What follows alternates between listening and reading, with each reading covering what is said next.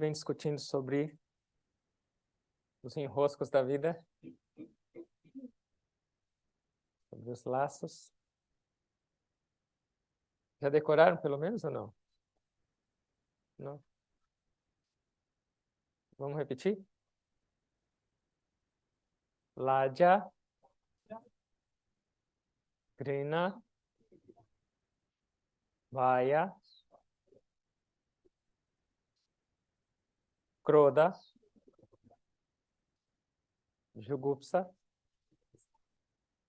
Kula, Shila, Jati. Me prova depois, não esqueça, vem aqui, escuta, tá tudo certo. Tudo tem um custo na vida. Mas não pode colar também. Ládia é? Timidez. Hoje alguém vai ter que dançar aqui ou cantar. Por que só eu nessas enrascadas? Próxima, grina, desdém, desgosto ou ódio. A cobra vai te pegar. Depois, Bhaya, medo. Krodha, raiva. Jugupsa, ciúme, inveja. Kula,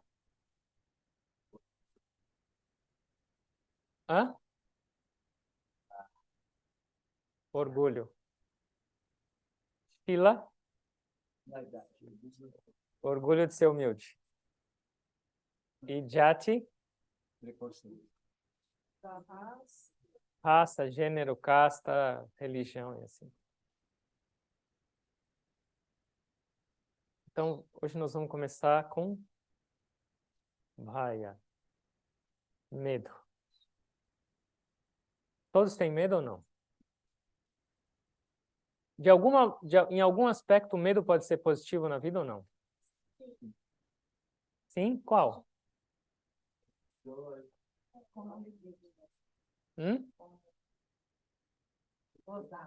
Dosar. Prudência. Prevenção. Sinto muito, mas a resposta é não. Desculpa eu decepcionar vocês. Segundo os mestres, medo nunca é justificável. A maneira de se guiar pelo medo não é justificável. Prevenção pode usar inteligência e saber, isso aqui não é bom, isso aqui vai me machucar, mas não ter medo daquilo. Então, o medo por limite também não é bom. Então, o instrumento chamado medo para guiar qualquer decisão ou atitude das nossas vidas não é positivo. Da onde vem o medo? Conhecimento. Ele vem da ignorância. E sabe onde ele começou, não? Nas nossas vidas?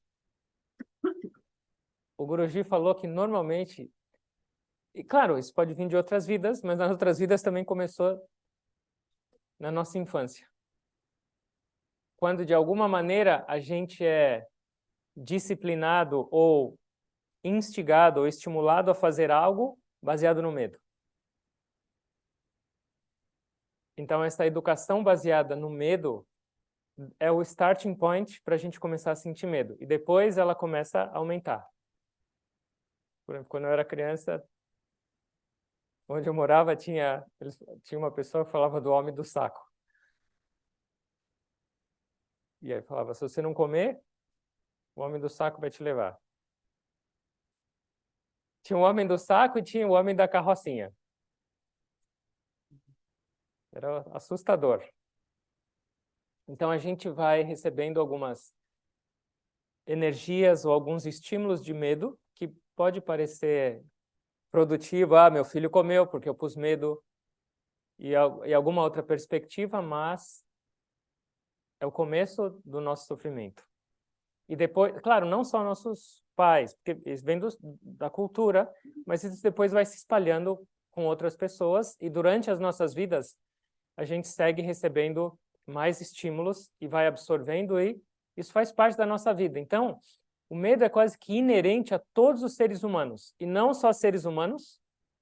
Animais têm medo? Tem, porque isso é instintivo. Lembra das 4 coisas em comum entre ser humano e animal? Uma delas é baia, é o medo. Então, quando a gente vive baseado nesse instinto chamado medo, nós estamos numa característica animal. Por exemplo, eu estava no Rio, e eu estava pegando um táxi, eu estava indo até a casa da pessoa onde eu ia ficar. E aí tinha um outdoor desse tamanho, e no outdoor tinha um carro lindo. E aí tinha uma pergunta em letras garrafais. Você se sente seguro ao dirigir nessa cidade? Sabe o que era? Era uma propaganda de blindagem. Então, o medo é uma grande ferramenta para vender. Plano de saúde, qualquer tipo de seguro. Você pode morrer a qualquer hora, melhor se garantir. Então, o medo, ele é explorado como uma perspectiva comercial ou algo para produzir, mas ele é extremamente nocivo para nossas vidas. Uma pessoa me falou que durante a pandemia, na frente da casa dela, passou uma pessoa, igual ontem passou aqui, não sei se vocês ouviram o carro da pamonha durante a meditação. E aí, mas ao invés de carro de pamonha, sabe o que essa pessoa estava vendendo nas ruas? Caixão. Ela comprou uns 3, 4 empilhões em cima do carro. Falava, não perca essa promoção. Você nunca sabe quando vai ser você ou sua hora. Aproveita agora. Imagina o karma da criança. Então, o medo vem desse começo e a gente vai alimentando e nutrindo e ele vai expandindo e ele faz parte das nossas vidas, mas não deveria fazer parte das nossas vidas. Então, o medo normalmente tem 2 características. Ele tem 2 focos principais. Um é o medo de perder e o outro é o medo de morrer. Essas são as 2 grandes categorias do medo. O que significa o medo de perder? Significa apego. Significa que você está conectado com coisas e a perspectiva de se afastar dessas coisas, medo. E aí o tempo inteiro a gente tem medo. Porque a gente é apegado a um monte de coisas. Então, medo de perder, e ele é constante. Se a gente não raciocina, se a gente não reflete a nossa relação, ele é constante. Tinha um sábio que ele chamava Bhartrhari. E ele era um rei muito poderoso na Índia. Essa história é real. E ele era apaixonado pela rainha. Ele tinha muito amor, mas era apego. Ele não conseguia fazer mais nada a não ser pensar nela e querer estar com ela o tempo inteiro. E aí um dia chegou um monge para ele e falou assim, você é um grande rei e eu vou te dar um presente. Essa manga, ela é mágica. Come essa manga e você vai ser jovem para sempre. Porque você é um rei honesto e justo, você precisa seguir com o seu reinado. Ele agradeceu, ele pensou, por que eu? É melhor a minha amada ficar jovem para sempre. Senão ela vai começar a ficar velha, talvez eu não goste mais dela. Ele deu a manga para ela como sinal de amor, e aí ela recebeu e falou assim, pensou, por que eu?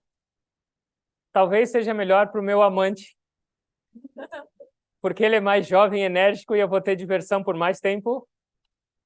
Então ela mandou a manga para o amante dela, que era do próprio palácio.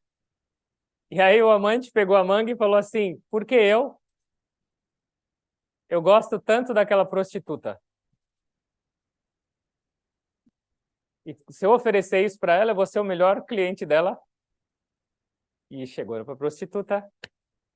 E ela olhou e pensou, por que eu? Esse rei é tão honesto. Então ela chegou lá e bateu na porta e falou, rei, eu tenho aqui um presente muito especial para você. Essa manga que vai te dar juventude eterna. Ele, tem alguma coisa errada nessa história. Da onde veio isso? Desse. Da onde veio isso? Dessa. Ele falou, esse negócio de amor. E aí depois dessa história, ele abandonou tudo e se tornou um grande sábio. Não, acho que não. Deve estar passando por aí ainda. É. Deve estar passando aí. Ele deve ter plantado essa manga aí, acha em algum lugar. Vai experimentando, deve estar no mercado. E aí ele escreveu alguns versos. Depois disso, ele teve por causa dessa experiência impactante, ele teve um choque e ele entendeu a realidade da vida. E aí ele escreveu alguns versos. E ele escreveu um que chama 100 versos sobre o desapego. E aí, eu vou ler só a tradução para vocês. Ele chama Sábio Bhartrhari. Esses versos chamam Vairagya Satakam. Vairagya é desapego. Shatakam, 100 versos sobre o desapego. Durante o prazer, tem medo ou doença. Na reputação da família, medo de perder. Na riqueza, medo de impostos ou de governantes. No prestígio e no orgulho, medo da miséria. Quando você tem poder, medo de inimigo ou de adversários. Na beleza, medo da velhice. Na erudição das escrituras ou de qualquer outra parte de estudos, medo de pessoas mais inteligentes. Na virtude, medos de pessoas perversas e caluniadoras. No corpo, medo da morte. Tudo nesse mundo é associado ao medo. Vairagya é a única coisa nessa vida que pode conferir o destemor. Por que Vairagya pode trazer o destemor? Por que o Vairagya pode eliminar esse medo de perder? Da onde vem o medo de perder? Do apego. E da onde vem o apego? Segurança. Ou segurança. Você sente que aquela coisa te faz seguro. Então, aquele objeto, aquela característica, aquela habilidade, aquela beleza, aquela conta no banco, é algo que te faz seguro ou, entre palavras, feliz. Então, se aquilo te faz feliz, você tem medo de perder, porque se você perder aquilo, você vai perder a felicidade. Então, tudo aquilo que você considera que te faz feliz no mundo, ao mesmo tempo com essa sensação de segurança, tem o medo. Tudo. Por quê? Porque inconscientemente você sabe que aquilo lá é temporário e é incerto. Mesmo você não acreditando e deixando de lado essa sua sabedoria, porque ela está lá. Mas tudo, qualquer relação que você estabelece no mundo, e é uma relação onde você deposita a sua felicidade nela, ela vai vir junto com medo, com insegurança. Por quê? Qualquer coisa nesse mundo, qualquer objeto, qualquer situação, qualquer pessoa é temporário, instável, incerto. Como eu posso sentir segurança num local inseguro? Faz sentido ou não? E o que significa desapego? Não é igual ao sábio Bhartrhari, que abandonou o reino todo, mas é entender que a felicidade realmente não está lá. Então, essa é a característica de desapego. Não é o desapego externo de cortar seus laços todos. Porque mesmo se você for morar numa floresta ou num monastério, você vai ter que se relacionar com o mundo, sim ou não? Então, se você não trabalha isso por dentro de você, esse apego só vai mudando de características. Eu me apegava a uma pessoa, agora eu me apego a uma roupa laranja. Eu me apegava a um status, agora um outro status, e assim por diante. Então, o desapego significa uma compreensão da realidade da vida e uma nova maneira de se relacionar com a vida. Isso é chamado desapego. E isso é uma característica extremamente importante para a gente se libertar do medo. O medo de perder. Eu estava falando desse medo que a gente vai recebendo na infância, vai ficando preocupado. Falam de fantasma, falam de monstro, falam de não sei das quantas. Mas eu não era já tão criança. Eu estava morando já no Ashram da Índia, em Baligai. E aí, à noite, depois do jantar, a gente tinha uma reunião, toda vez com os monges. E depois da reunião, lá para umas 10 da noite, eu ia até o templo de Samadhi do Gurudev. Aqueles que já foram sabem, da área principal de meditação é uma trilhazinha bem escura até o Ashram. Há 15 anos atrás era só floresta lá. E eu ia sozinho, não tinha ninguém, era um breu. Aí nessa noite, no meio dessa reunião monástica, assuntos espirituais. Mas espirituais, não espirituais, de espírito. Um deles começou a falar, você sabe que eu vi um fantasma. E aí eu estava dormindo e esse fantasma tentou me atacar. Aí o outro veio falar, nossa, comigo também, mas foi ali. Eu tive esse... De repente todo mundo começou, cada um contar uma experiência, eu só ouvindo. Racionalmente eu falei, o pessoal está viajando, mas lá dentro começou um negócio. E aí eu comecei a lembrar, eu vou ter que ir para o templo do Gurudev. Aí acabou essa reunião divina e inspiradora. Todo mundo descreveu suas experiências com fantasma, com ataques. Em todas as partes do ashram, eu já tinha visto fantasma. Eu falei, meu Deus do céu, o que eles estão tomando no café da manhã, eu não sei. Aí eu saí, tinha uma monja fora. Ela perguntou, você ficou com medo? Eu falei, não, não. Aí eu comecei a andar em direção ao templo do Gurudev. Eu vi aquele negócio tudo escuro. Eu falei, eu estou achando que amanhã eu que vou descrever minha experiência com... Meu coração começou a ficar acelerado. Eu falei, não é possível que eu não consigo me controlar. E aí eu pensei, será que eu volto? Eu falei, mas imagina a vergonha que eu vou... Eu estou no ashram do Gurudev, não é possível. Aí eu falei, não quero saber. Mesmo que eu morrer, mesmo que aparecer alguma coisa que eles falaram aí, que eu não acredito, mas mesmo que aparecer alguma coisa e eu morrer aqui, eu estou morrendo no ashram do Gurudev, eu vou de qualquer jeito. Mesmo que eu tiver uma parada cardíaca aqui no meio, eu vou. E aí comecei a andar. Fui tranquilo, não, mas andei. Entrei lá no templo do Gurudev, é um breu, e ele é bem no meio de uma floresta.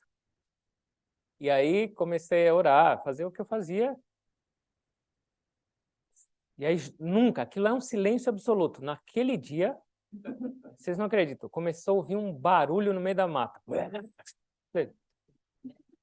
Não é possível que tanto medo que eu estou imaginando que tem agora um bicho na floresta e vai me pegar. O homem do saco veio do Brasil até a Índia me pegar.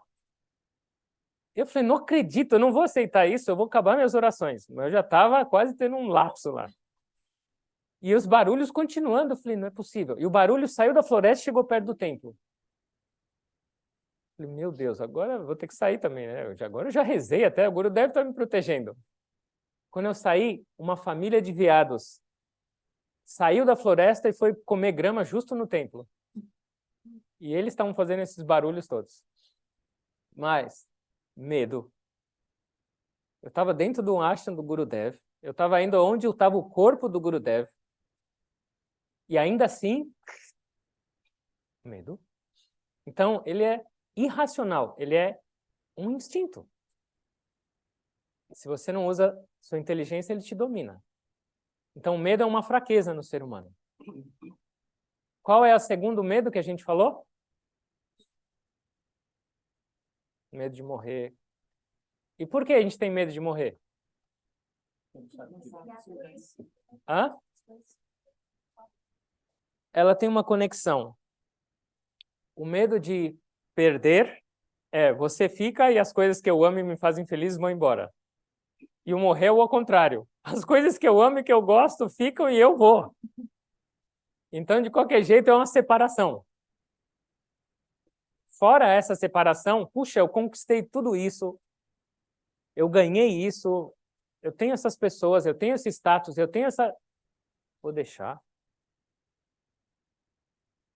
É uma ignorância. E fora isso o que vai acontecer? Para onde eu vou? Como eu vou? O que vai ser? Vai doer? E aí vem a nossa imaginação. A gente assiste um monte de filme de terror, um monte de filme de violência, um monte de coisa que você adora, sua mente fica... E aí, o pavor, o inferno. Junto com esse medo de morrer, medo de ser castigado. Jesus amado, a hora que chegar a hora de prestação de conta... Então, esse medo de morrer também é baseado em ignorância.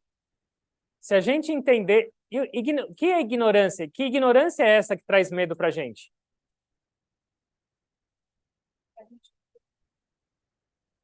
Ignorância de quem sou eu. Ignorância do que é esse corpo. Ignorância da morte. Ignorância para onde eu vou. Ignorância da minha relação com o mundo e com as pessoas e com os objetos. Então, essa ignorância toda me faz temer. Perdê-las e me faz temer morrer.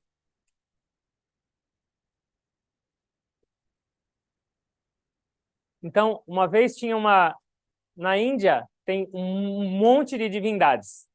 Muitas. E uma divindade para cada característica. Vocês não querem vir para dentro?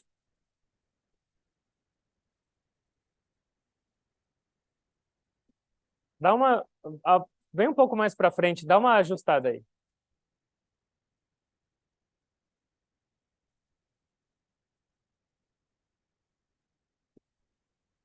Medo da chuva. Eu vou enrugar, eu vou derreter.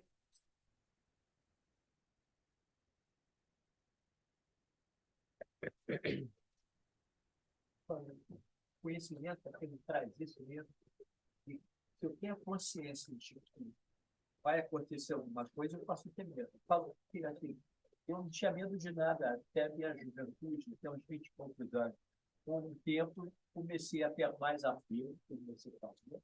E aí, por conta desse conhecimento, desse apelo, é que eu comecei a ter medo. O verdadeiro conhecimento não deveria trazer medo. O conhecimento deve te libertar. O conhecimento do que pode acontecer deve te trazer precaução, deve te trazer equilíbrio, deve te trazer contenção, mas não medo.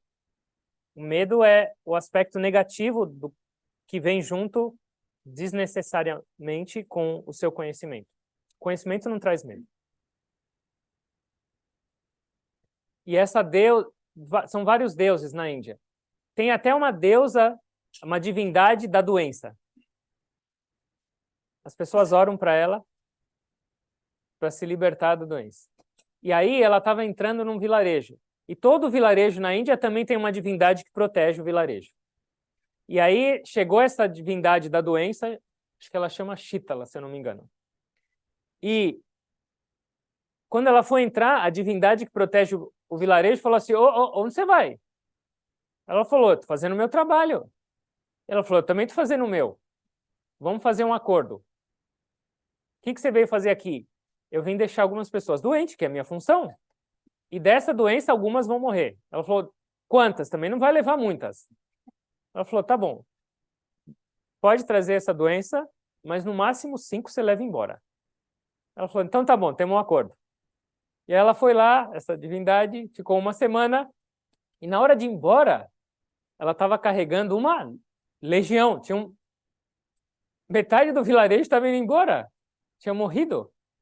E aí essa divindade protetora do vilarejo falou, você não cumpriu o nosso acordo. Você falou que ia só levar 5 e o resto ia ficar doente, mas ia melhorar. Ela falou assim, eu cumpri minha parte. Dos que ficaram doentes, 5 morreram. Ela falou, e todo esse resto que morreu e está indo com você?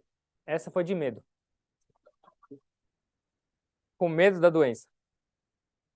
Então, o medo deixa a gente fraco. E como mudar isso? O primeiro aspecto é vairagya, é o desapego, é compreender a sua verdadeira relação com os objetos, com as pessoas, com o mundo. Entender onde é a sua verdadeira fonte de felicidade e não esquecer disso. Pensar nas consequências do seu apego. E a consequência de um apego é sempre negativa. Invariavelmente. Não tem outro caminho a não ser negativa. Agora, ou um pouquinho mais para frente, ou lá para frente, mas ela vai te trazer algum tipo de negatividade. E uma delas é o medo. Então, refletir sobre isso. Guruji fala, refletir sobre os deméritos resultantes da sua relação inconsciente com o mundo. A gente se relaciona inconscientemente, a gente possui coisas, possui pessoas, possui ideias e títulos e rótulos, mas sem pensar o porquê está fazendo isso. E depois fica um pouco tarde. E relativo à morte, como eu faço para melhorar isso? Alguém morre e depois vem contar para a gente o que aconteceu. Como eu faço?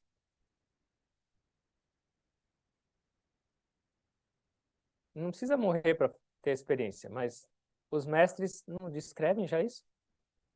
Na Bhagavad Gita, por exemplo, no capítulo 2, a maior parte é sobre a descrição disso.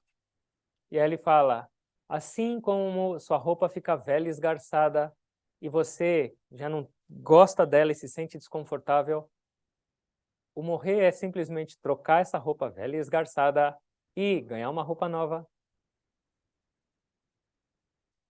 Aí ele fala, essa que a gente chama de vida, que considera que é tudo da nossa existência, é só isso, é só um intervalinho bem pequeno entre a sua verdadeira existência, que é eterna. Você está aqui agora, fazendo brincando um pouquinho para lá e para cá, é só um pequeno break da sua jornada eterna e sem forma. O Guruji falou que pessoas normais do mundo, que vivem com apego, que não têm uma perspectiva espiritual, elas têm medo da morte. E as pessoas espirituais, que têm a verdadeira ideia do que é a vida, elas têm medo de nascer. Pensa onde vocês estão aí. Você está com medo de nascer ou de morrer? Então, por que medo de nascer? Ah, Deus, de novo eu voltei para esse negócio. O que eu fiz de errado? Voltar tudo de novo. Tem um mestre que chama, eu esqueci o nome dele agora, depois eu vou lembrar. Ele falava que esse mundo é meio estranho. Quando a pessoa deixa esse corpo e ela se liberta por completo, as pessoas acham, ele foi embora. E aí, quando a pessoa nasce, aquele bebê está enroscado de novo naquela prisão, a alma está sufocada e todo mundo, ai, que beleza, distribui charuto para todo mundo. Bem-vindo de volta ao presídio. Então ele falou, o mundo é meio estranho. Mas refletir, a gente já chega lá. Refletir sobre essas coisas. As pessoas têm medo de pensar na morte, porque é um tabu gigantesco. Mas pensar um pouquinho, refletir sobre essa verdade, sobre a realidade disso, vai fazer muita diferença também na nossa perspectiva. E outra coisa é aceitar a realidade. Na Gita também fala, tudo aquilo que nasceu vai morrer. Hoje, amanhã, depois. Então, essa é a realidade da vida. E se você aceita a realidade, vai ser muito mais fácil. Uma vez Yudhishthira estava dialogando, duelando por palavras. Era uma chamada oral para o Yudhishthira, com um ser celestial. E aí ele perguntou para o Yudhishthira, qual a coisa mais absurda dessa criação? Qual é a coisa mais espantosa dessa criação? Aí Yudhishthira pensou e falou assim, todos os dias a pessoa lida com a morte. Na TV, notícias, alguém próximo da família, distante. Mas mesmo assim, ela nunca pensa ou acredita que com ela vai acontecer. Ao redor tá sempre, mas com ela é só um filme que ela tá vendo. Então, primeiro, aceitar a realidade. Nasceu, viveu, partiu, mas não é o fim. Só continuação. O Guruji falou assim, quando você compra um carro novo, você fica feliz. Quando você compra uma casa nova, você fica feliz. Você vai no shopping, compra uma roupa nova, você vai lá experimentar o terno para a festa, todo feliz. Esse corpo é uma roupa, esse corpo é um carro novo, esse corpo é uma casa. Por que você vai ficar triste que você está deixando um já que está? E vai ganhar um novinho em folha? Na pior das hipóteses, você vai ganhar um novinho em folha. Essa é a pior das hipóteses. Então, refletir. Uma vez, Buda estava num vilarejo e chegou uma mulher chorando. O bebê dela tinha morrido. E aí ela estava aflitíssima e ela falou, Buda, eu sei que você é um ser divino e você pode mudar isso. Você pode trazer a vida desse bebê de novo. E aí Buda falou, sim, eu posso. Mas você vai fazer uma coisa para mim. Você vai me trazer um punhado de sementes de mostarda de alguma casa. Ela, só isso? Ele falou, só, mas essa semente de mostarda tem que vir de uma casa onde ninguém tenha morrido nessa casa. E ela falou, maravilha! Tocou, tocou, tocou, tocou. E ela voltou. Diferente, ela já não estava mais chorando. E aí o Buda falou, o que aconteceu? Cadê as mostardas? Ela falou, como mostardas? Nenhuma semente eu consegui trazer. Por que que aconteceu? Não adianta. Em toda a casa, alguém tinha ido. Ou um mais velho, ou uma pessoa, ou um mais novo, ou um parente. Não tem jeito. Aceitar a realidade. Pensar e refletir sobre isso. Isso é uma característica espiritual também. Certo? Bhaya. Medo é instintivo. O medo é inferior. A gente não deveria se influenciar ou deveria guiar nossas vidas por ele. Claro, ele vai existir ainda, porque a gente treinou e cuidou disso por muito tempo, mas não deve aceitá-lo como um instrumento de decisão ou de governar nossas vidas. Isso está claro?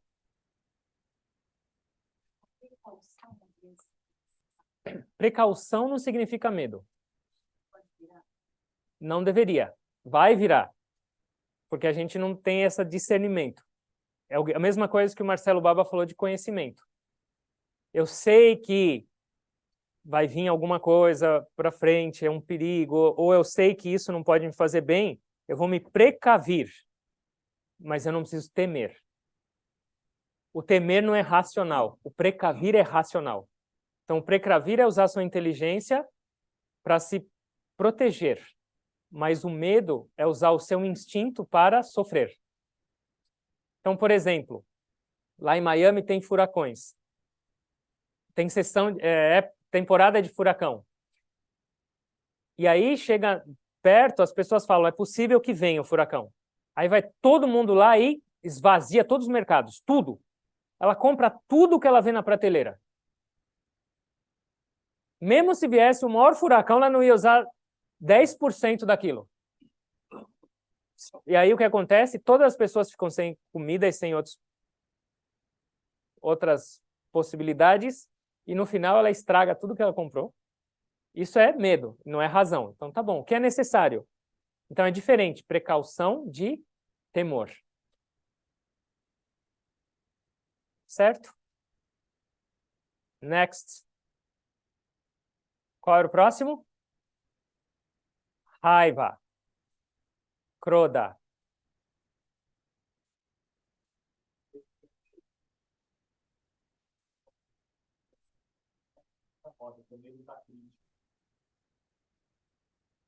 O medo da crítica é o medo de perder, porque ele está conectado com perder a beleza, perder o status, perder o rótulo.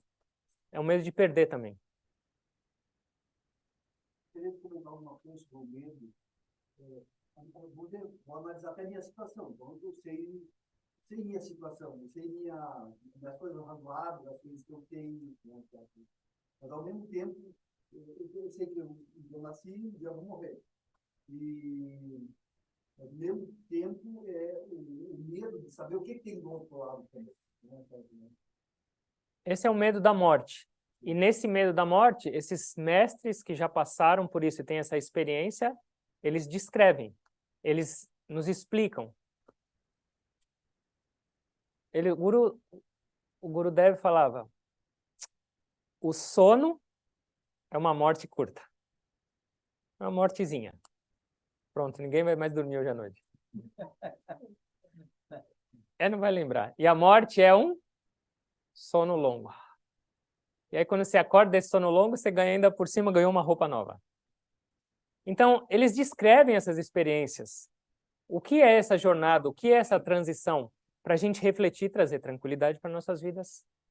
Então, a gente precisa refletir, abrir os olhos para isso. A gente não pode viver baseado simplesmente num tabu. Se alguém tiver mais perguntas depois, a gente pode discutir no momento de perguntas e respostas um pouco mais aprofundadamente.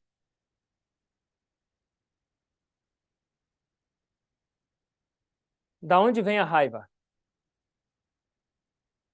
Contrariedade. Da onde? Da aversão? Não vai falar do meu marido, por favor. Vai ficar chato o negócio. Na Bhagavad Gita, no capítulo 3, verso 37, ele fala: o desejo apaixonado e a raiva são os inimigos vitais de uma pessoa que busca a realização. A paixão e a raiva se originam de rajas. A paixão nunca pode ser realizada. E a raiva é um inimigo vicioso. Esses são os inimigos vitais, os piores desse mundo. Raiva e paixão. Kama, Krodha. Então, de onde vem Krodha? Rajas. O que significa rajas? É uma pessoa extrovertida. É uma pessoa passional. É uma pessoa enérgica, mas numa perspectiva um pouco além do equilíbrio. O rajas pode ser bom quando a pessoa tem disposição para trabalhar, mas normalmente uma pessoa com uma característica rajásica predominante, ela tem muitos desejos, muita expectativa e muita raiva. Porque essa ambição e esse desejo traz a raiva. Então, num outro capítulo, capítulo 16, verso 21, o Senhor Krishna fala sobre 3 portas do inferno. O céu tem uma só. O inferno tem 3.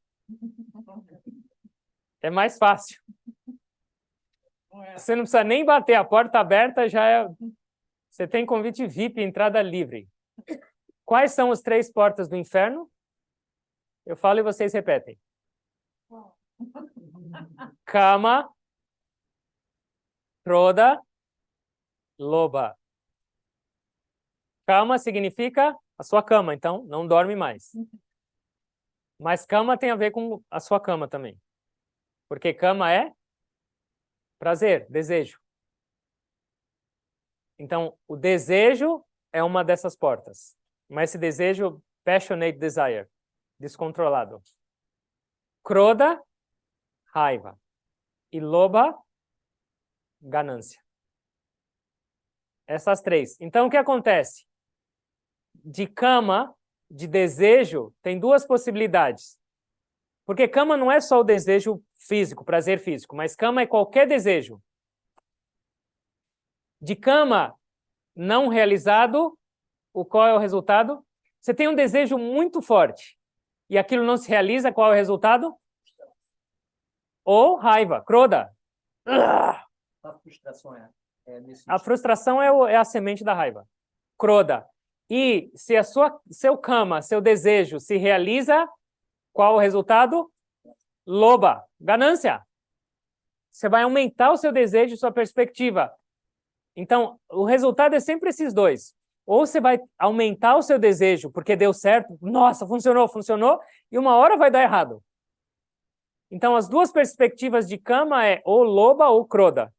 E nessas três, quando você está envolvido por essas três, você está no tridente, está espetando seu traseiro.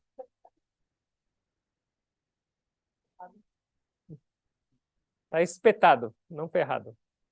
Então, kama, kroda, loba, as três portas. E por que kroda é uma porta para o inferno? Por que a raiva é tão ruim para nossas vidas?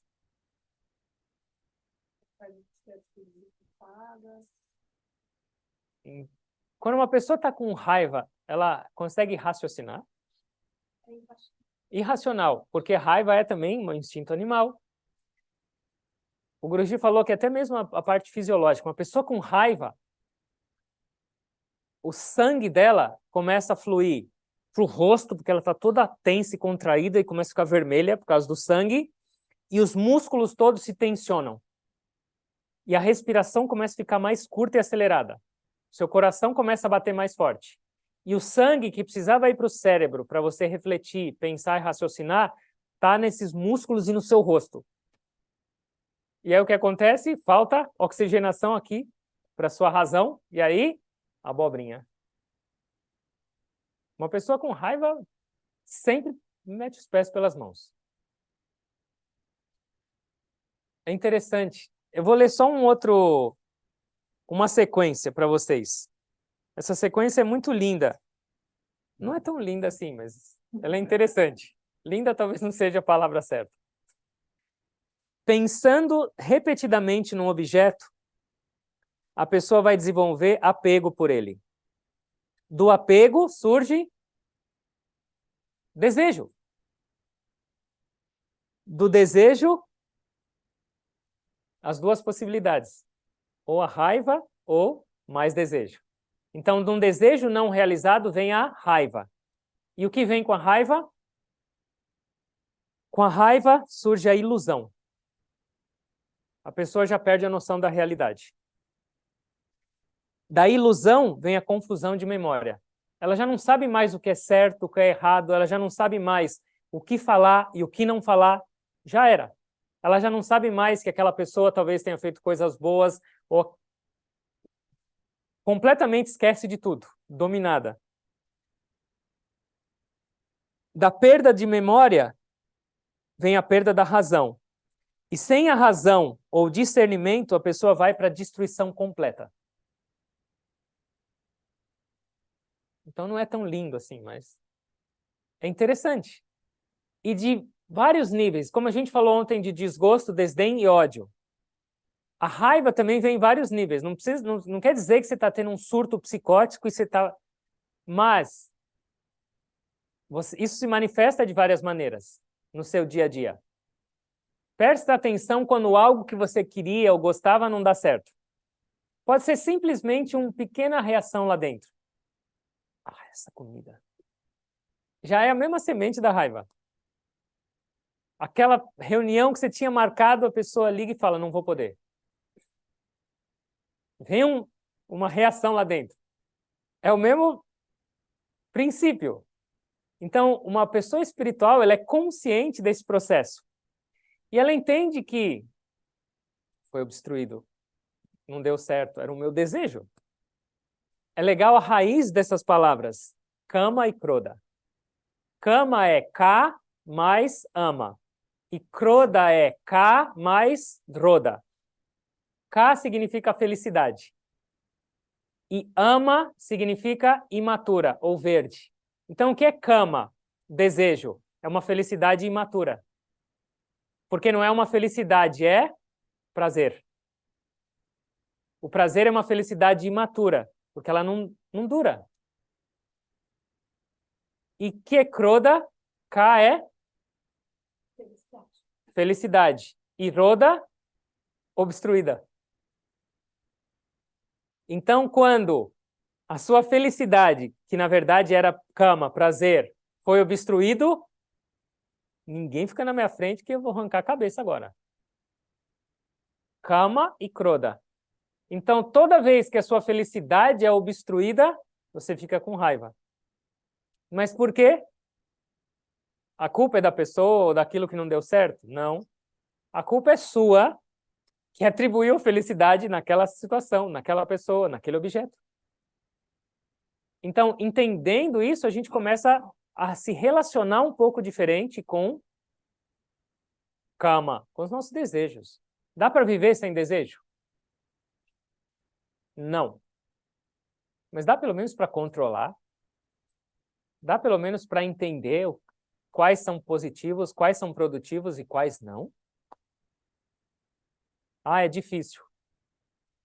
E é fácil ficar vivendo, explodindo com raiva, ficando infeliz, perdendo. O Guru te falou, você já parou alguma vez, quando você está realmente com raiva, se olhar no espelho?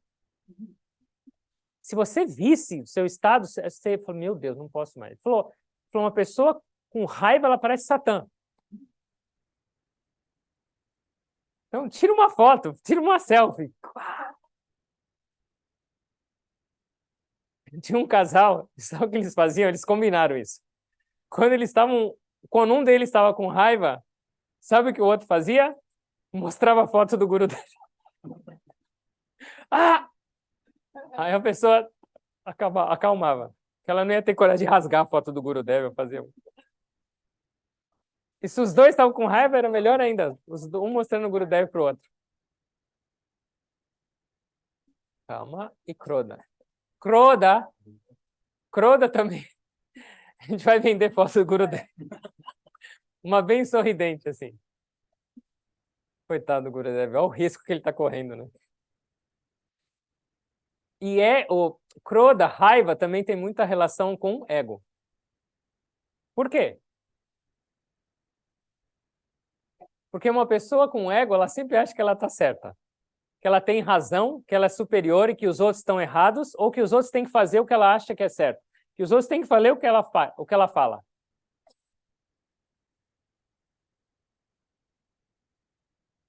Tem uma pessoa veio falar comigo aqui. E ele falou que ele estava discutindo com a esposa algumas vezes. E ele falou, você não está vendo que está errada? Ela falou assim, a única oportunidade, o único momento que eu sei que eu estou errada é quando eu penso que eu estou errada. Entenderam ou não? Eu só estou errada quando eu penso que eu estou errada. Falou, uau, essa aí não vai ter jeito, não vai dobrar. Então, ego. My way ou highway? Se não for do meu jeito, esquece. Eu vou rodar a baiana. Se essa pessoa não fizer exatamente como eu falo, se essa pessoa não se comportar como eu acho que ela deve se comportar, não quero dizer com filhos, porque a gente tem a responsabilidade de educar, de moldar e disciplinar. Mas as outras pessoas... Uma vez, Alexandre o Grande, ele estava saindo para uma viagem de conquista. E antes de sair, ele perguntou para o ministro dele, você quer alguma coisa, um presente? Aí ele falou, já que você está indo lá para a Índia, para esses lugares, traz um monge para mim. Um monge? Ele falou, é. Eu fiquei sabendo que eles, lá na Índia, eles são sábios, vai ajudar aqui. Ele falou, tá bom. E aí ele foi, errou o caminho, não deu certo, não entrou, deu tudo errado a viagem dele. Ele já estava louco da vida. E aí na volta ele, sem querer, bateu na Índia e falou, bom, pelo menos um monge eu vou levar. Eu não consegui fazer o que eu queria, mas pelo menos um monge eu levo para o meu ministro.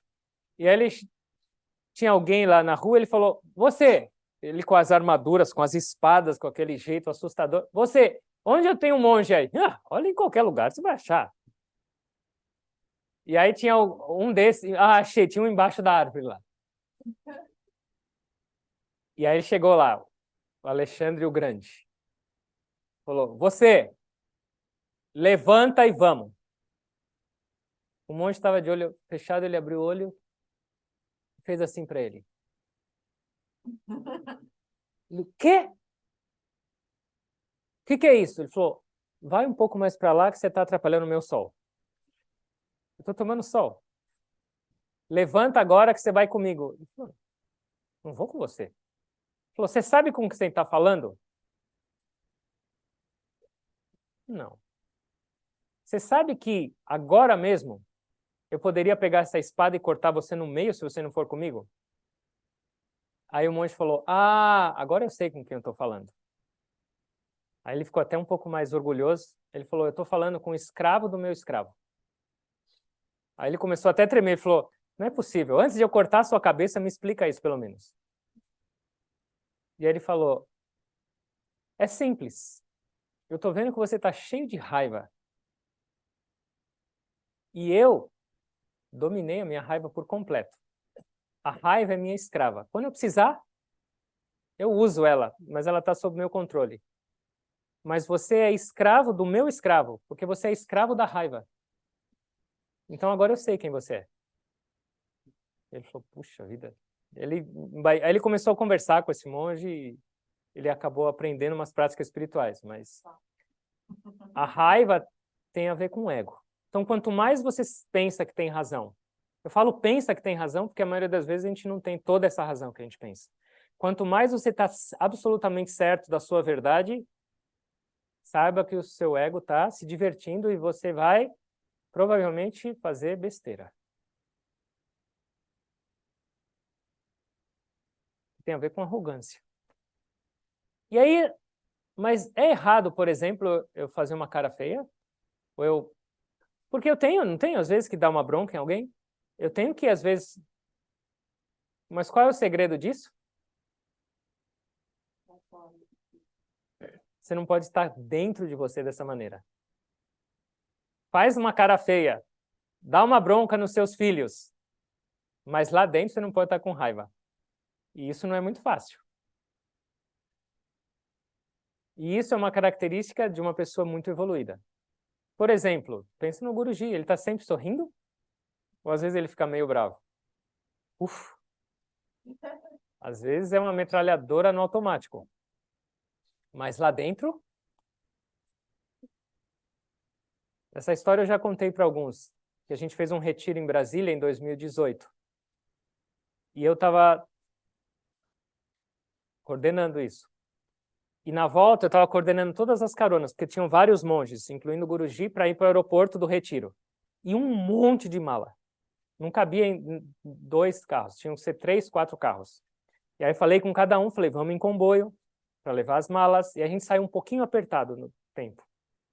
Já estava meio com uma energia meio... O pessoal já estava meio assim comigo. E aí, quando chegamos no aeroporto, um desses carros do comboio teve a feliz ideia de dar uma carona para uma pessoa para a rodoviária, antes de ir para o aeroporto. E a mala de quem estava nesse carro? Não precisa falar. Pegaram todos os carros, pegaram as malas. Cadê esse carro? Não veio. E aí uma das monjas que estava com o Guruji começou a ficar apavorada. Ai, meu Deus, e agora nós vamos perder o voo? E estava perto de perder o voo. E aí o Guruji olhou e falou, deixa eu aproveitar essa diversão. Ele, deixa eu aproveitar esse gancho. E sabe o que ele fez? Começou a berrar com toda a força dele no meio do aeroporto. Berrar para quem?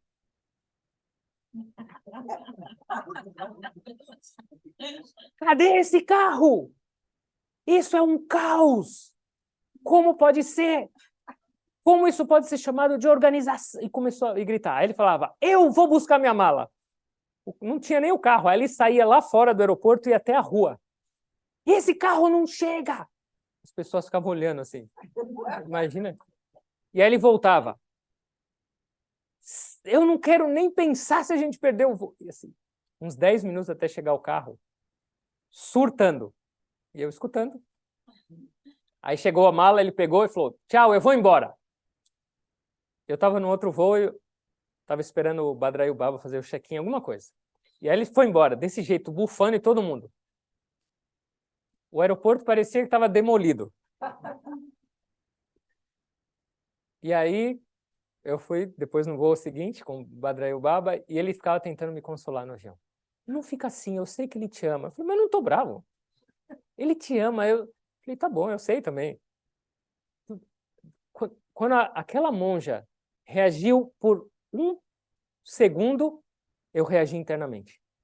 Ele fez esse escândalo todo por 10 minutos lá, um negócio, quase chega a polícia lá, mas não deu nada. Mas a perspectiva é dele, não a minha. Então, a princípio, ele estava explodindo de raiva. A cara que ele fazia, vocês não acreditam. Aí chegamos lá 10 minutos depois do voo dele. Eles ainda estavam pegando as malas. E a gente chegou.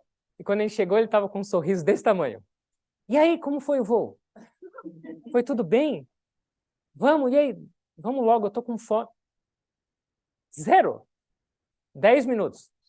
Se uma pessoa tivesse com a raiva que ele demonstrou fora, ela ia demorar pelo menos 1 ano para passar aquele negócio. Se não tivesse tido um infarto no meio. E aí vim no carro com ele. E aí no carro ele falava assim, ele virou para mim e falou, e aí? Fala uma coisa, que nota que você dá para minha bronca? Foi legal ou não? Faltou alguma coisa? Me fala uma... E aí, como você reagiu? Assim, como se perguntar assim, e aí, o que você acha da minha roupa? Posso melhorar? Sim, completamente fazendo graça. O que quer dizer isso? A cobra faz o barulho, mas não dá o bote. Tá lá, precisou. Talvez ele precisava ensinar alguma coisa, mostrar alguma coisa mais dentro, sem se afetar. Às vezes as pessoas para ir no ashram de Baligai ligam para lá para o ashram e falam, eu estou pensando em aí, como está o Guruji? Vixe, hoje está parecendo um incêndio, eu vou amanhã. Às vezes ele está berrando com uma pessoa e a pessoa que está do lado dele, ele está abraçando e rindo. Por quê? 0. Lá dentro não tem nada. Talvez a gente não deva tentar fazer isso, esse teatro todo, porque a gente vai acabar explodindo. Mas às vezes a gente precisa fazer uma cara feia. Às vezes a gente precisa mostrar um pouco mais de seriedade, de dureza. Mas qual é o principal? Lá dentro, você não pode se afetar. O negócio é, a raiva é uma doença. A raiva é uma energia explosiva e destrutiva nas nossas vidas. Então, em nenhum nível a gente deveria aceitá-la e compartilhá-la, porque ela é uma das portas do inferno. E quando você entra por uma delas, para onde você for, você vai levando todo mundo. Ó, aqui, ó, entrada grátis. Porque, imagina, quando você está com raiva, como as pessoas vão ficar perto de você? No mesmo estilo, com raiva. Sua energia, só o seu estado, sua expressão vai levar todo mundo para o inferno também. Satã te contratou, é a próxima mula. Então, não seria só a raiva externa, teria sido uma raiva interna. porque ela começa interna e expressa externa. Se só tiver a externa, não acompanhada da interna, ela nem pode ser chamada raiva, ela pode ser chamada de um teatro ou alguma coisa. Mas a externa, a interna, o negócio é o que você está sentindo lá dentro. Porque não adianta você também suprimir. Quando você está com raiva, é melhor você não pôr para fora. Mas se você suprime, você vai ficar doente. Ela vai te matar. Essas doenças sérias e graves têm muita relação com as nossas emoções. E a raiva é uma das principais que desencadeiam doenças terríveis. Então, o negócio é o que fazer com isso. E o que fazer com a raiva? Esse é o principal. Como a gente pode lidar com a raiva? A gente já falou sobre pensar no desapego, pensar nos deméritos dos apegos da sua relação, entender melhor a sua relação com o mundo. A outra que a gente falou era pensar na morte, entender.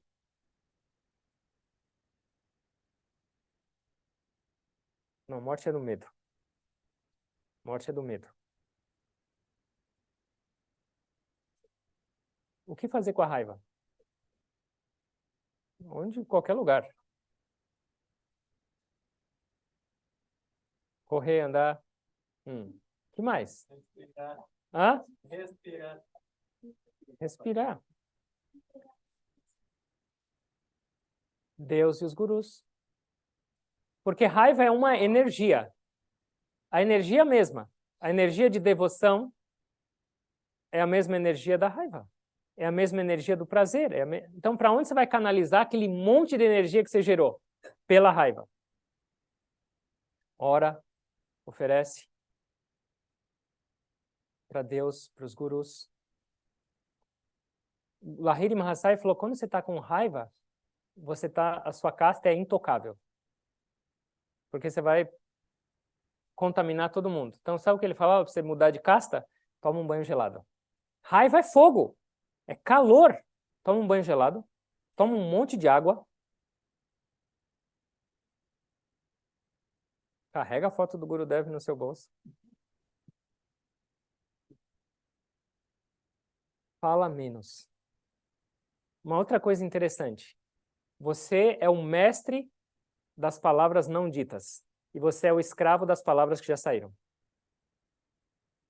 Porque quando a gente está meio assim, nesse dia de fúria, por onde vai se expressar a raiva da pior maneira possível? Palavras. Então, enquanto você é o mestre e não saiu, trava. Faz Ketchari Mudra. Porque senão já era. A maioria das pessoas, quando se expressam com raiva, se arrependem depois. Das palavras que já saíram.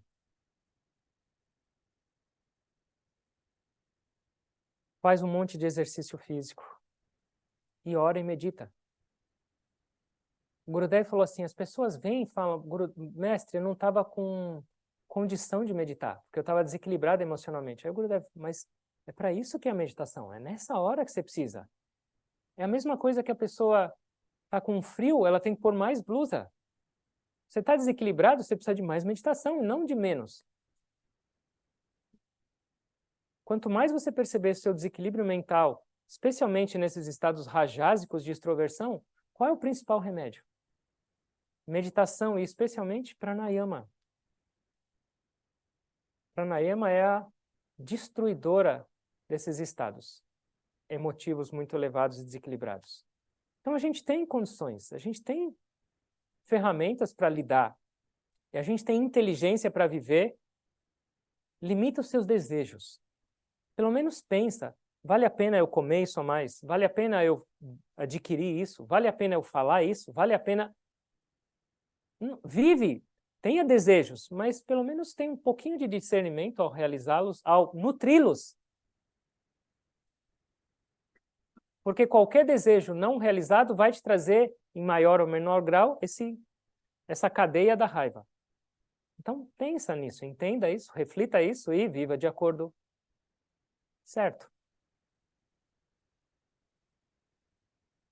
A gente vai seguir com os laços. Vocês estão se sentindo mais amarrados ou mais soltos? Vamos fechar os olhos, por favor.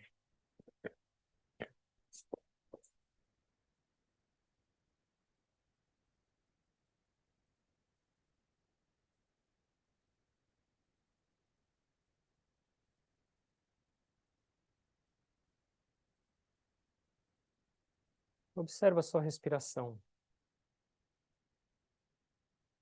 Lembra da presença divina em você? Se você aceitar essa presença no seu coração, como você pode ter medo? Medo é escuridão, porque é ignorância. Deus é a luz. O Guru é a luz. E se você aceita essa verdade, que Deus está em você em toda parte, e que o Guru está sempre com você, como a escuridão pode se aproximar? A ignorância de não saber a sua relação com Deus, a ignorância de não conhecer o princípio do Guru te traz medo. Traz mais ele para perto de você, traz mais essa presença divina para a sua vida, e o medo não vai conseguir chegar perto. Oferece seus temores, seus anseios, suas incertezas para eles. Transforma isso em devoção. Use sua força de vontade, use a sua inteligência. Controla esses inimigos. Fecha essas portas do inferno para abrir a porta do céu.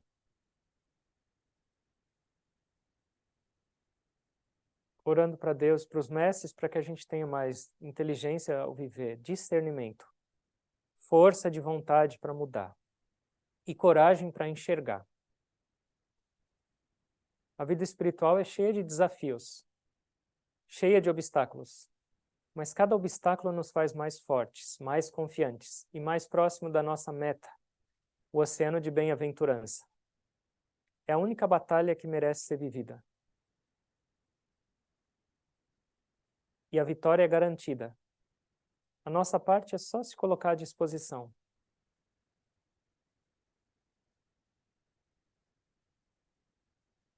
Que essa nossa vida seja produtiva, eficiente, divina e expansiva. E que todos nós, nessa existência, possamos nos libertar por completo dessas amarras, dessa ignorância e alcançar essa meta, essa realização, essa união, essa comunhão nessa existência. Chega de esperar. Eu agradeço a Deus, eu agradeço aos nossos mestres por toda a inspiração, por toda essa fonte de sabedoria. Eu agradeço a cada um de vocês pela presença, pela inspiração e tentando perceber essa nossa união, essa presença divina, além das amarras. Eu me curvo a vocês.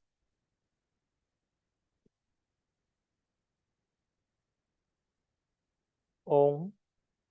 Amém. Jai Guru. Obrigado a todos.